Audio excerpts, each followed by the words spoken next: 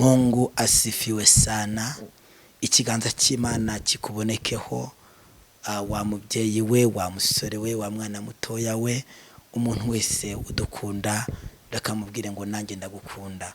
Uri umuntu w'agaciro Imana yampaye kugira ngo tujye tubana mu bihe byiza byo kuba mu masengesho meza, amasengesho abohora, amasengesho akwinjiza mu masezerano yawe. Tumaze iminsi myinshi turakomeje, twiyemeje gufata iminsi 7 kugira ngo dufate akanya dusenge amasengesho ariko atwinjiza mu masezerano. Abantu benshi Imana ikunze kuganira nabo, ikunze kuba amasezerano, ariko kugira ngo bayinjiremo bikaba ikibazo gikomeye cyane. Navumbuye ibanga rero ko hari ingabo Satani yohereza zo kugira ngo zidindize abantu ntibinjire mu masezerano yabo.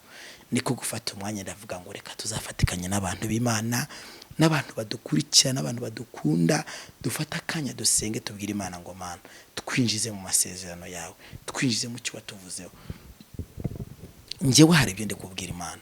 Ese nawe nta cyifuzo cyiza ufite cyo kugira ngo nawe winjire mu masezerano yawe? Hari ibyo Imana yakubwiye, hari n'ibyo nawe ubwawe wifuza ko wajyamo, ariko bigenda byanga. Ikintu cyakibomora rero isi, igikuta cyose kiba cyaritambitse ku muntu w'Imana, nicyo bita imbaraga za Satani zitambika kugira ngo yinjire mu masezerano. Rero umuntu akora iki? Ufata umwanya ugasenga, kuko isengesho rifite ububasha, rifite ubushobozi bwo gukuraho ikintu cyose kiba cyaritambitse ku mugambi w'Imana. Uri kumwe na Profete Rukundo, uri umuntu w'agaciro, uri umuntu w'ingenzi, uri umuntu nkunda, uri umuntu Imana yaduhaye kugira ngo ushyigikire amavuta. Abantu bose mushyigikira amavuta, mukayigikira ibyo Imana yavuze kuri twebwe, reka tubamenyeshe ko tubakunda.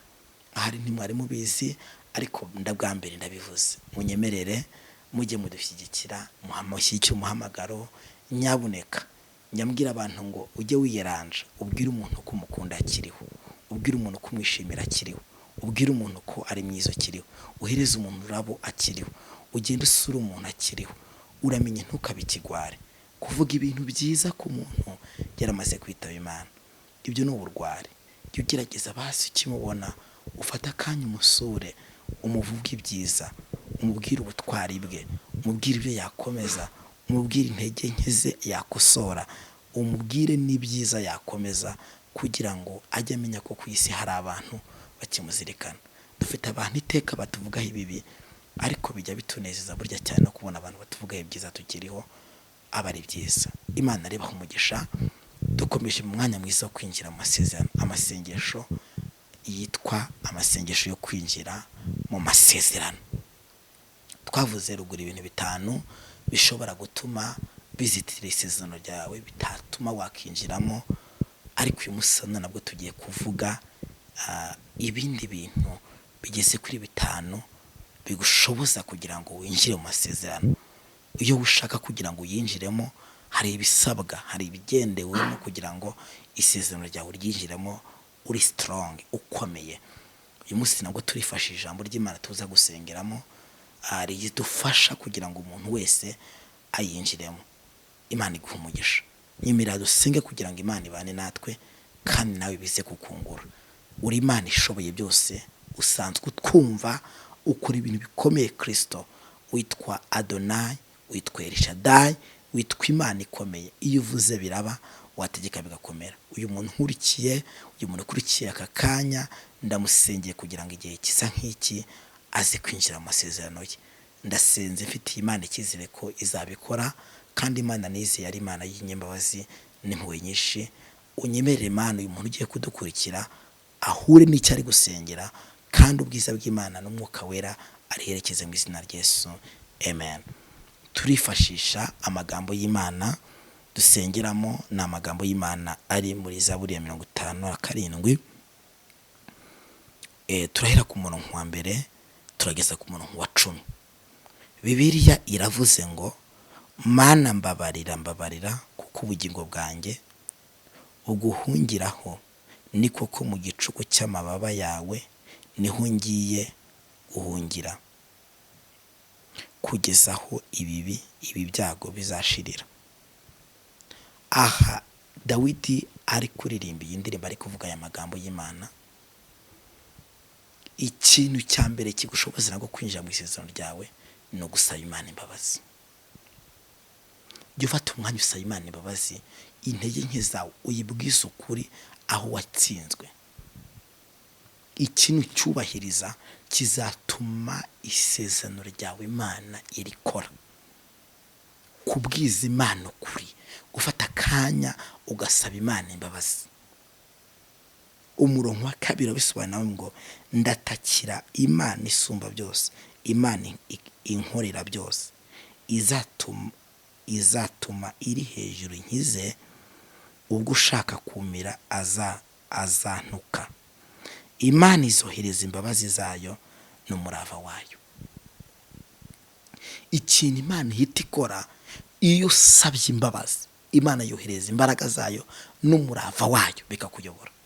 Yohereza support yo kugira ngo ishyigikire iterambere ryawe, ishyigikire isezerano ryawe, ishyigikire ikimana yakuvuye kugira ngo winjiye mu isezerano ry'Imana. Usabwe no kubugira ngo usabe Imana imbabazi. 5, ubugingo bwanjye buri hagati y'intare, ndyama hagati y'abaka umuriro. Abo bantu amenyo yabo ni amacumu, ni imyambi, ururimi rwabo ni inkota ityaye. Ikindi kintu gikomeye cya 2 ugomba gusengera cyangwa Imana igiye kwirukana kuri wowe, no kugukuraho abantu babi.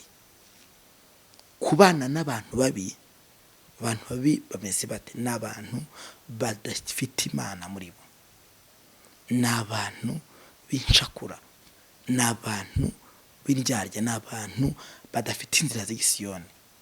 Niyo ubana n'abantu babi ushobora kudindira mu isezerano ryawe. Iyo utinze mu bajura, isezerano ryo gutabarwa riradindira. Iyo utinze mu basambanyi, isezerano ryawe ryo kwinjira ku murimo w'Imana riradindira. Iyo utinze mu byaha, isezerano ryawe riradindira byanze bikunze. Jya ufata umwanya usenge, nawe ubwawe ufata umwanzuro, Imana igukure mu bantu babi. Kuko kuba mu bantu babi iteka bituma isezerano ryawe ridindira. Ndagusenge kugira ngo uyu munsi wa none Imana igukureho abantu babi. Imana igukureho abantu babintiriganya. Imana igukureho abantu b'incakura. Imana igukureho abantu bakunyenga. Imana igukureho abantu bakwasamiye. Imana igukureho abantu bagutegereje kumwara. Imana igukureho abantu bagutegerejeho ibyago bibi. Aho guhiteka Imana guhuze n'abantu bashyigikira amavuta muri wowe. Imana himbazwe cyane. 6, Mana wishyire hejuru y'ijuru, icyubahiro cyawe kibe hejuru y'isi yose. Bateze ibirenge byanjye kigoyi, umutima wanjye wiyunamiriye, bacukuye ubushya imbere yanjye, babugwamo ubwabo. 7, Imana igukure hamwe umwuka w'abarozi. Abarozi nabo bashobora kukudindiza kugira ngo winjire mu isezerano ry'Imana, bigafata igihe cy'imyaka miremire. Abarozi nkwibutse ko bafite ububasha bwo kugira, nabo bafite ubushobozi, ariko ntabwo bafite ubushobozi bwo kugira ngo bakwice Imana itaragutanga. Ukwiriye kuburana uburenganzira bwawe. Abarozi bafashe ibyawe, ari ubushobozi bw'ibintu bajyanye, birakudindiza ntiwinjira mu isezerano ryawe. Urabizi ko umaze imyaka 15 urwaje umusazi iwawe, kandi uyu mwana wawe yakaba arangije university, yereje mu isezerano ry'amashuri akarangiza. Nkwibutse ko uyu ni umwuka warudindiza, ni umwuka w'abarozi. Ndimo ndakwinginga mu kanya tujye kwirukanisha imbaraga zikugose, kandi ndasirukana mu izina rya Yesu. Witeka Imana kwinjize mu isezerano ry'Imana yavuze. 4,